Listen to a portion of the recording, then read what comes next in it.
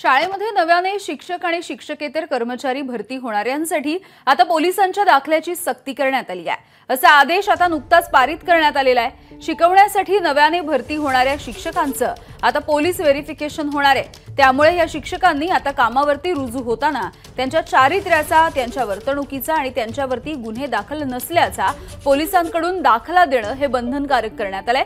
तसंच बदलापूरमध्ये घडलेल्या घटनेच्या पार्श्वभूमीवर शिक्षण विभागानं हा निर्णय घेतलाय। या आदेशामध्ये नेमकं काय म्हटलंय बघूयात।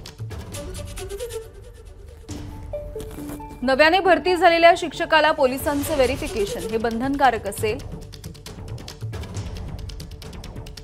शाळेतील स्वच्छता कर्मचाऱ्यांना सुद्धा पोलिसांचं व्हेरिफिकेशन सक्तीचं आहे। शाळेच्या बस चालकांना सुद्धा चारित्र्य प्रमाणपत्र हे अनिवार्य करण्यात आलंय। सर्व सरकारी आणि खासगी शाळांना हा नियम लागू आहे।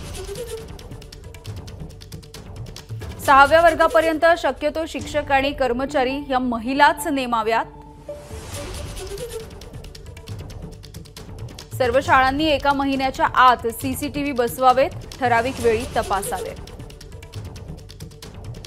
सीसीटीव्हीची तपासणी ही मुख्याध्यापक आणि व्यवस्थापनाची जबाबदारी आहे। शाळेत तक्रार पेटी लावावी, तक्रार असेल तर तात्काळ कारवाई सुद्धा करावी। शाळेतील तक्रारी 24 तासांच्या आत पोलिसांमध्ये द्याव्यात, अन्यथा संबंधितांवरती आता कठोर कारवाई केली जाईल।